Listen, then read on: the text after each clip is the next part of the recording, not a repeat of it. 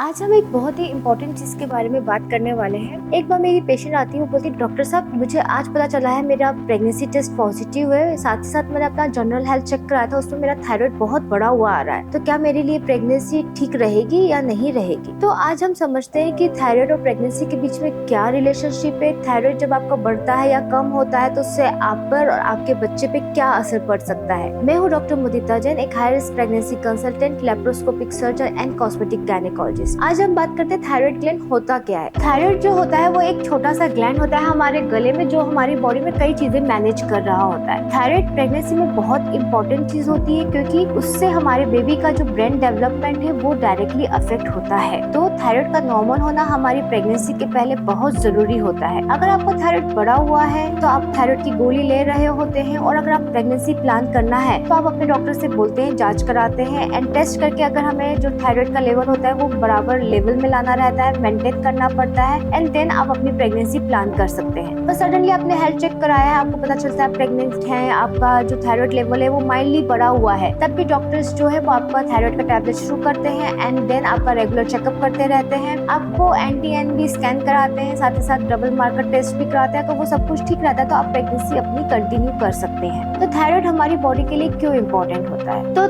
Thyroid gland के बारे में हम क्या समझते हैं। एक हमें समझता है कि जिससे मोटे हो जाते हैं, यानी कि हाइपोथायराइड, जिसमें कि TSH का जो लेवल होता है वो बहुत ज्यादा हो जाता है एंड फ्री T3 T4 का जो लेवल होता है वो कम हो जाता है। दूसरा जो थायराइड होता है वो होता है हाइपरथायराइडिज्म, यानी कि जिसमें हम पतला होते हैं, यानी कि जिसमें हमारा मेटाबॉलिक रेट जो रहता है बहुत ज्यादा हो जाता है। इसमें जो हमारा TSH होता है वो कम हो जाता है एंड T3 T4 का जो रेट है वो बहुत ज्यादा बढ़ जाता है लेवल। तो आज हम बात करने वाले हैं आपके लिए हाइपोथायराइडिज्म के बारे में, यानी कि TSH का जो लेवल है वो बहुत ज्यादा बढ़ जाता है, T3 T4 का लेवल जो है वो कम हो जाता है। तो इससे हमारी प्रेगनेंसी पे, हम पे और हमारे बच्चे पे क्या अफेक्ट पड़ता है। तो अब हम बात करते हैं हाइपोथायराइडिज्म के सिम्टम्स क्या होते हैं। हाइपोथायराइडिज्म में आपकी बॉडी का जो वजन है वो बढ़ जाता है, स्वेलिंग आ जाती है, आंखों के नीचे स्वेलिंग आ जाती है, कमजोरी लगने लग जाती है, बार बार थकान लगने लग जाती है, आपको बहुत ज्यादा नींद आ रही होती है, मूड इरिटेबल हो जाता है, हेयर फॉल होने लग जाता है। ये सारे सिम्टम्स जो होते हैं वो एनीमिया की तरफ भी इशारा करते हैं, नॉर्मल प्रेगनेंसी की भी तरफ इशारा करते हैं, थायराइड की तरफ भी इशारा करते हैं। तो आप कंफ्यूज रहते हैं कि हमें हो क्या रहा है। तो ये सबसे ज्यादा कंफ्यूजन को दूर करने के लिए एक ही तरीका होता है, आप अपने डॉक्टर्स के पास जाए, वो आपके लिए सारे टेस्ट कराएंगे। वैसे भी पहली 3 माह में सारे टेस्ट हो जाने चाहिए आपके, उसके हिसाब से फिर अगर कुछ चीज डायग्नोस होती है तो उसका ट्रीटमेंट कराना जरूरी हो जाता है। हाइपरथायराइडिज्म के सिम्टम्स की बात करें, यानी कि जो इसमें हमारा थायराइड का लेवल जो है वो कम हो जाता है, उसमें हमारा मूड इरिटेबिलिटी ज्यादा हो जाता है, वजन बहुत ज्यादा कम हो जाता है, एंजाइटी हो जाती है, हार्ट में पाल्पिटेशन होने लग जाते हैं, आपको लगता है कि आपकी धड़कन आपके हाथ में ही आ गई है। तो ये हाइपरथायराइडिज्म के फीचर्स होते हैं। तो आपको घबराना नहीं है। तो अगर आप अपना थायराइड का लेवल कंट्रोल नहीं करते तो ये आगे जाके आपको और आपके बेबी दोनों को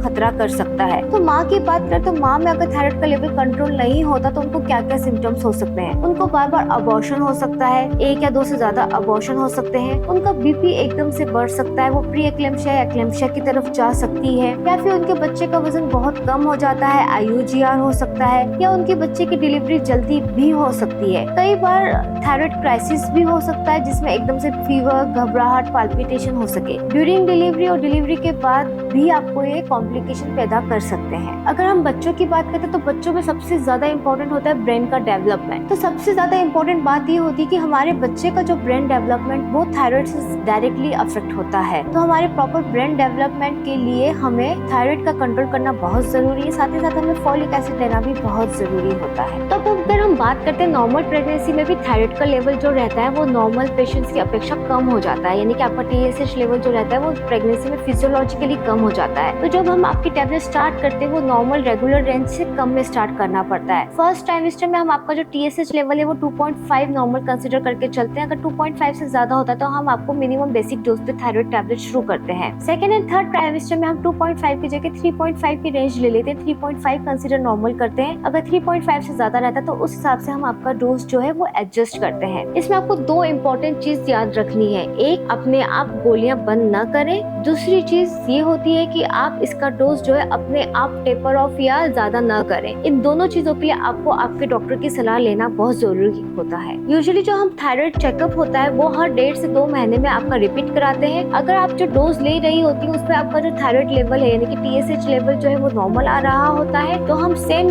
डोज की जो दवाइयाँ हैं वो कंटिन्यू कर रहे रहे होते हैं। पर अगर TSH आपका डोज लेने के बाद भी ज्यादा आ रहा होता है तो हमें आपकी जो थायराइड की टैबलेट है उसका डोज बढ़ाना पड़ सकता है। तीसरी चीज, थायराइड की जो टैबलेट होती है वो सुबह उठ के खाली पेट लेना रहता है। उसको खाने के बाद कम से कम 1 से 1.5 घंटा कुछ भी टैबलेट या दवाई या खाना ना ले, उसके लिए खाली पेट होना बहुत जरूरी होता है। आयरन टैबलेट्स, कैल्शियम टैबलेट्स के साथ भी आप थायराइड की टैबलेट ना लें, क्योंकि उससे एब्जॉर्प्शन रेट जो रहता है वो कम रहता है। डिलीवरी के बाद भी जो रहता है वो आपको अपना थायराइड का लेवल टेस्ट कराना पड़ता है। यूजुअली डिलीवरी के बाद हम आपका जो थायराइड का टैबलेट है वो हाफ डोज में कर देते हैं, क्योंकि उसके बाद भी हार्मोनल चेंजेस हो रहे होते हैं। तो थायराइड डिसऑर्डर्स प्रेगनेंसी में होना प्रेगनेंसी का एंड नहीं है, इसको कंट्रोल करना बहुत जरूरी होता है। रेगुलर चेकअप की जरूरत रहती है, प्रॉपर डोज खाना रहता है। अगर आपको हमारा ये यूट्यूब वीडियो ठीक लगा तो लाइक करें, शेयर करें, सब्सक्राइब करें। और अगर आपको कभी कोई थायराइड की तकलीफ हुई है प्रेगनेंसी के दौरान और आपको उसके दौरान कोई कॉम्प्लिकेशन हुआ है तो हमारे कमेंट बॉक्स में जरूर शेयर करें, ताकि आपके एक्सपीरियंस से दूसरों को फायदा हो सके। Thank you.